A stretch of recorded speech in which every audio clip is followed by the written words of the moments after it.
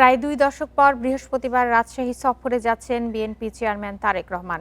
নগরীর ঐতিহাসিক মাদ্রাসা মাঠে দুপুরে নির্বাচনী জনসভায় বক্তব্য রাখবেন তিনি।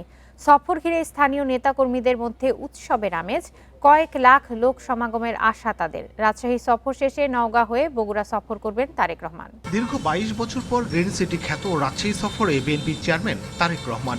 দলীয় প্রধানকে বরণে নানা আয়োজন বিএনপি ও অঙ্গ সংগঠনের নেতাকর্মীদের।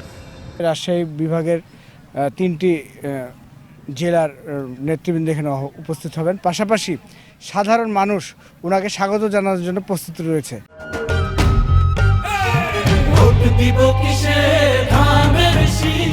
গোটা রাজশাহীর মানুষ, আমরা বিভিন্ন জায়গায় যেমন ভোট চাইতে গেছি, ২৯ তারিখে উনি আসবেন, ওনার জন্য বলতে গেছি, তখন সাধারণ মানুষও উজ্জীবিত যে হ্যাঁ, এক পলকে এই মানুষটাকে আমরা দেখতে যাব। মঞ্চ নির্মাণ সহ সার্বিক নিরাপত্তা নিশ্চিতে মঞ্চস্থল পরিদর্শন ও তদারকি করেন দলের জ্যেষ্ঠ নেতারা।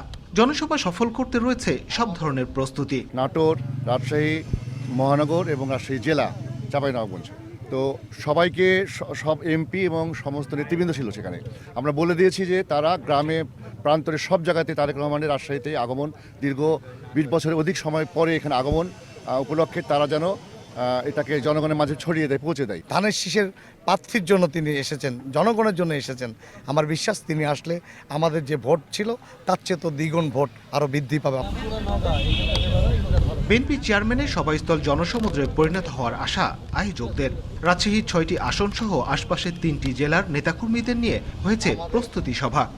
আগামী ২৯ তারিখে ১২টা জনসভা, রাজশাহীর ১৭ বছরের ইতিহাসে সর্ববৃহৎ একটি জনসমুদ্রে আমাদের চেয়ারম্যান জনাব তারেক রহমান সাহেব ইনশাল্লাহ অনুষ্ঠিত হবে। এর আগে ২০০৩ সালে বিএনপি নেতাকর্মীদের প্রশিক্ষণ উপলক্ষে রাজশাহী সফর করেন তারেক রহমান। মোস্তাফিজুর রহমান, ইন্ডিপেন্ডেন্ট নিউজ, রাজশাহী।